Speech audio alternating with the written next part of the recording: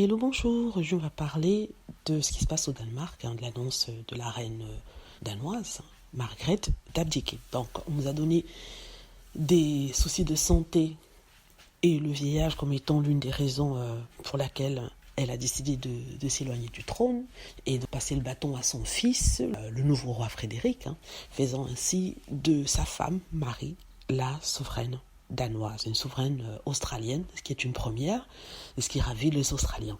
Alors, il y a maintenant des discussions au sujet de ça, à savoir les vraies raisons pour lesquelles elle abdique, parce que c'est une abdication. Et certains disent en fait que ça a tout à voir avec l'incident qui s'est passé en Espagne.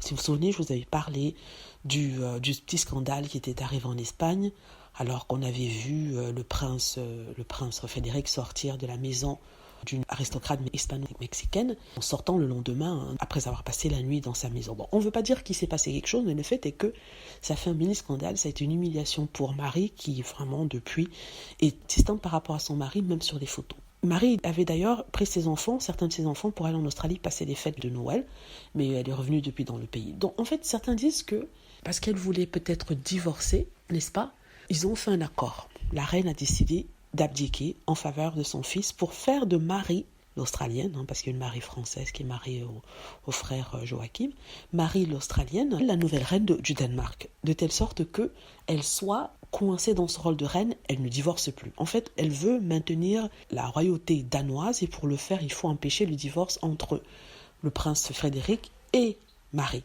Et Marie ne serait restée que si elle était devenue reine, parce que si son mari la trompe, s'il n'y a plus d'amour, pourquoi reste-t-elle alors au Danemark, n'est-ce pas? Du coup, elle a cédé et elle a fait de Marie la nouvelle reine du Danemark, faisant en sorte qu'elle reste mariée. Je ne vais pas parler de sauver un mariage, parce que pour sauver un mariage, il faut plus que ça. Il y a certains qui disent que non, ce sont des mauvaises langues qui parlent, qui disent qu'il y a eu tromperie. Peut-être, peut-être pas, mais le fait est qu'il y a définitivement un problème, et ça se voit sur les photos. Marie Donaldson ne cache pas ses sentiments, ça se voit sur les photos, elle a lui parler, elle n'interagit pas avec lui, ne communique pas avec lui en public, elle est très froide, elle est toujours tournée à l'opposé de celui-ci. Donc, du coup, on peut en principe dire que voilà, il y a un problème. Et je crois que le prix pour qu'elle reste, c'est l'abdication de la reine Margrethe.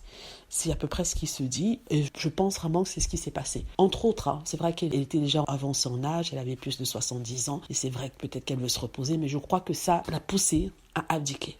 Voilà, dites-moi ce que vous en pensez, j'espère que vous aimez la vidéo, n'hésitez pas à cliquer sur like si c'est le cas, à vous abonner pour plus de vidéos et à cliquer sur la petite cloche afin de être averti lorsque je poste une nouvelle vidéo. Merci.